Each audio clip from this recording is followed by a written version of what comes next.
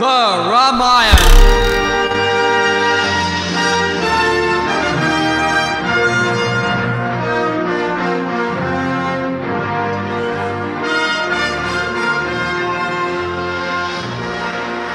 Ram, Lakshman and the Vanara army, headed by King Sugriva and First Minister Hanuman, have crossed the ocean to Lanka to rescue Sita.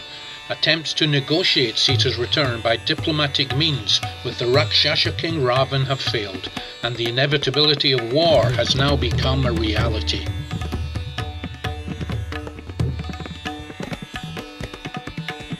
Great duels took place between heroes on both sides. Fighting was fierce, and within a short time the battlefield was strewn with the bodies of demons, elephants, horses, monkeys and bears. Blood soaked the ground. Smashed chariots were everywhere. Vultures and jackals wandered here and there, feasting on the thousands of carcasses. The combined sound of drums, conches, trumpets, weapons clashing, and voices screaming was horrifying. Indrajit almost defeated both Rama and Lakshman. Magical serpent arrows bound both brothers who were unconscious and covered in arrows. Only the appearance of Garuda, the gigantic ego carrier of Vishnu, scared away the serpents and freed the brothers, bringing them back to life. Ravan ventured onto the battlefield. He killed hundreds of monkeys before deciding to attack their king, Sugriva. He fired a huge serpent arrow at Sugriva, which knocked him unconscious. Only Lakshman's intervention saved him. Ravan attacked Lakshman and threw a celestial javelin which struck Lakshman in the chest, causing him to faint. Hanuman carried him to safety. Rama fired a volley of arrows that destroyed both Ravan's bow and chariot. Rama excused the demon since he was unable to defend himself. Ravan ran back to Lanka, his vanity crushed. Ravan decided to call on his giant of a brother Kumbhakarna, and giant was no exaggeration. He appeared to be miles in height. Kumbhakarna, cursed to wake up only one day every 6 months, had only just gone to sleep. To wake him up, they had 1,000 elephants run up and down his body while they beat him with trees. He screamed out, "This very day I shall wipe the monkey race off the face of the earth and drink the blood of Ram and Lakshman." Outside the city they could see the monster standing way above the city walls. Stepping over the fortress wall, he brushed aside anything thrown at him. He crushed hundreds of monkeys underfoot and ate just as many. After a long battle, Rama chose a celestial arrow given to him by Vayu. The arrow struck the demon's arm, which fell off. Another 2 mystic missiles took off his other arm and his head. A final arrow lifted his whole body clean off the ground, and it flew over everyone's heads into the ocean. The monkeys roared with delight. Indrajit then targeted all the monkey generals with a Brahmastra. Nila, Jambavan, Sugriva, Angada, Rishabha, Dvivida were all rendered unconscious. Ram, realizing that Indrajit had fired a Brahmastra, could only counter with another Brahmastra. However, the consequences of 2 Brahmastras clashing was extremely dangerous and could destroy the entire universe, including billions of innocent creatures. Hanuman was shocked. Practically the entire army was destroyed. Jambavan, leader of the bears, wounded and lying nearby, called on Hanuman. "You alone can save this army, Hanuman. Fly to the Himalayas this night and bring back these 4 celestial healing herbs. They grow near Mount Kailash. Please, hurry." Hanuman carried the whole hill back to Lanka because finding the individual herbs was too troublesome. A bonfire of the healing herbs drifted smoke over the battlefield and brought everyone back to life, but not the demons, whose bodies were thrown daily into the ocean on Ravan's order, to avoid Rama knowing how many demons were killed. Ravan was shocked when the revived monkeys decided to make a surprise attack before dawn the next morning on the city of Lanka. Surely this could not be the same monkeys he saw dead the previous evening, both of their leaders lying flat on the battlefield. Kumbhakarna's 2 sons were next to enter the fray, but were killed by Angada and Hanuman. Indrajit again returned to the fight. He conjured up a double of Sita, which he cut in two in front of Hanuman and raced off. Hanuman raced back to Rama, who collapsed on the ground on hearing of Sita's supposed death. Lakshman tried to console him with sweet words, all the while raging inside. Vibhishan, a demon defector and once an advisor to Ravan, said, "This is some devious trick by Indrajit. Ravan would never kill Sita. He was infatuated with her." Lakshman had a ferocious battle with Indrajit. He stopped him performing a special ritual which would have guaranteed final victory to the demons. For hours they battled each other until both were covered with blood and various types of arrows. Mystic missiles were countered with mystic missiles until the sky was aflame with sparks and fire. Lakshman finally picked an arrow he had received from Ram, previously owned by Indra. Praying to Ram, he released the arrow which severed the demon's head from his body. Celestial drums and the singing of heavenly damsels could be heard in the sky. It had taken Lakshman 3 days to find and defeat Indrajit. On hearing of Indrajit's death, Ravan was inconsolable. Revenge filled his mind. He marched off to kill Sita. Only the intervention of one of his ministers prevented the atrocity. He argued that if Ravan won the war, yet lost Sita, all the millions of deaths, including his family, were in vain. Ravan eventually agreed. Ravan attacked Rama, who countered with equal intensity. The sky became filled with arrows which looked like thousands of birds rushing around. Lakshman and Vibhishan joined in the fight. Ravan picked up a lance given to him by former Rakshasa king and architect Maya Danava. He threw it with all his might directly at Lakshman. Despite Lakshman uttering some prayers for protection, the lance hit him full force on the chest, causing him to collapse on the ground. Rama ran to his aid and found the lance had pierced through his armour. With tears in his eyes, he whirled round and attacked Ravan with the ferocity of a raging tiger. Ravan was struck all over his body, and reeling he turned and fled back to Lanka. During this pause in the battle, the great sage Agastya appeared in the sky. He whispered to Ram a divine mantra which invoked the power of the heart of the sun. The sun god Surya appeared in the sky and said, "May victory bless you." Lord Indra, king of heaven, decided to assist Ram and sent to him his magnificent war chariot and his expert driver Matali. Rama was amazed at this incredible machine, equipped with all its celestial weapons. Driving this magnificent chariot, Matali expertly avoided many of Ravan's assaults. Rama tried to cut off Ravan's limbs and 10 heads. Over 100 heads were removed, and the same number grew swiftly back. Vibhishan approached Ram and revealed that Ravan's heart contained a storehouse of celestial nectar that continuously healed him. Strike the heart with a divine weapon to dry up that nectar.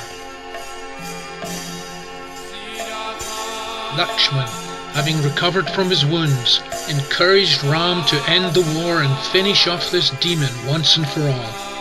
As the day was drawing to an end, a time when Ravan's power practically doubled, Matali suddenly turned to Ram and said, "Now is the time. Recite the Agastya prayer and use the arrow he gave you in the forest. Imbue it with the power of the Brahmastra and strike at Ravan's heart."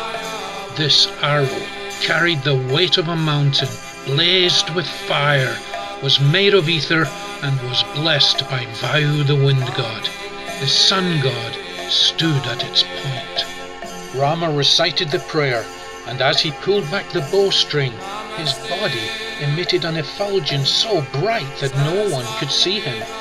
With the speed of a lightning bolt, the arrow flew at Ravan. It lit up the sky and thundered like the roaring ocean.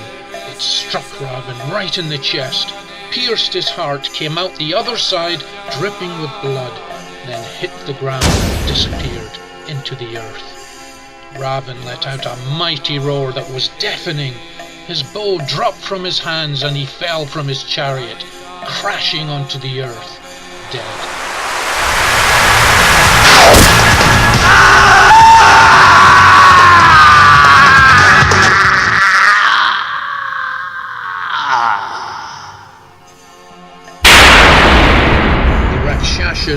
scattered in every direction, seeing their mighty leader dead. The monkeys roared with delight. Celestial drums and singing were heard, and flower petals fell around Ram's chariot. The battle and the war was over. They all cheered Ram for his incredible feat. Ravan's principal wife, the beautiful Mandodari, cried out, "Alas, my dearest, you have fallen at the hands of a mere human, you who caused fear among the demigods. Ram must surely be an incarnation of the Supreme Lord Krishna himself. Overcome by lust, you stole the sinless Sita, the very emblem of chastity and nobility. You have no one to blame but yourself." Rama sent Hanuman to fetch Sita, who was overjoyed to hear the news of Ram's victory. With tears in her eyes, she praised Hanuman for everything he had done. Now that the war was over, crowds from both sides filled the streets to get a glimpse of the princess. As Sita arrived in Ram's presence, her face wet with tears, Rama said, "O gentle lady, Ravan is no more. However, you have long lived under his roof, and therefore your character is suspect. My attachment for you has now ended." Rama's speech pierced her heart and she fainted. Shocked, she cried in pain. Gathering her thoughts, she said, "Why do you address me like some vulgar woman? I am without blame. My heart has not deviated even for a moment." She turned to Lakshman and asked him to build a pyre. She said, "I no longer desire to live, as my husband has publicly renounced me. I shall enter the fire and give up my life." Everyone was shocked. Lakshman built a pyre and with tears in his eyes set it alight. Sita, with folded hands, walked around Ram. Then, as she approached the blazing fire, she cried out, "If I have never been unfaithful to Ram, in mind, body or speech, let Agni the fire god save me now." She disappeared into the fire. Tears streamed down the faces of everyone, including Ram. A few moments later, the fire god emerged, holding Sita in his arms. Agni the fire god spoke thus. "Here is your wife, Lord Ram. There is no sin in her. She has not shown herself to be unworthy of you. Although she was carried off against her will by the arrogant Ravana, he could not dishonor her. The thought of you has always been in her heart, and your name was always on her lips. She is pure and without fault. Do not reject Sita." Rama said, "Noble lady, victory is ours. You have been freed, and your captors have been killed. O virtuous lady, you could never belong to any other than myself. For you are to me what the light is to the sun. I could no more renounce you than my honor or my name. I take you back with all my heart to Ayodhya."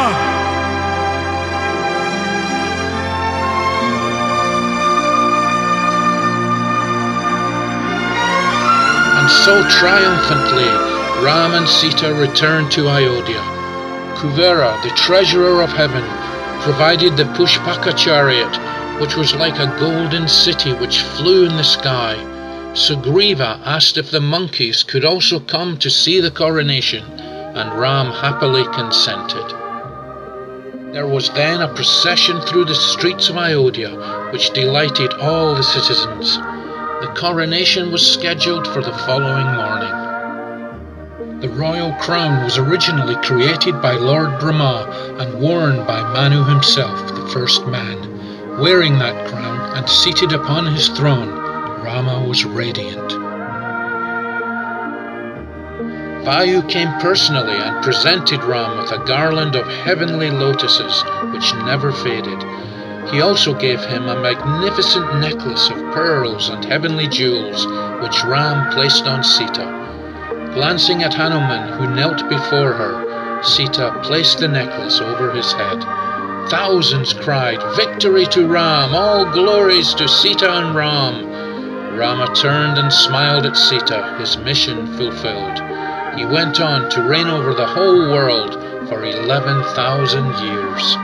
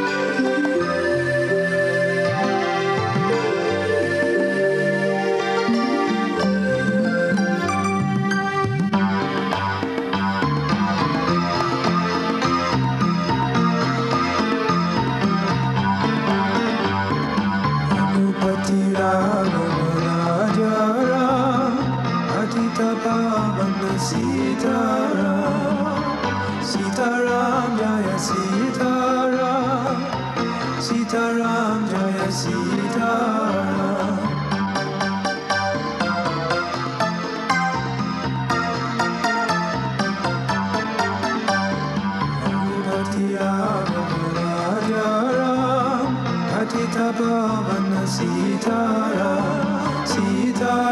Jaya Sitaram, Sitaram Jaya Sitaram.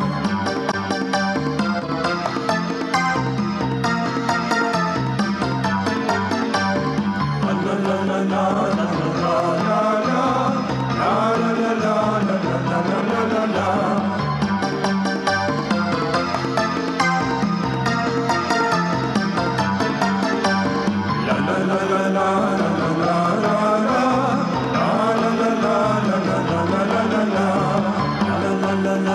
La la la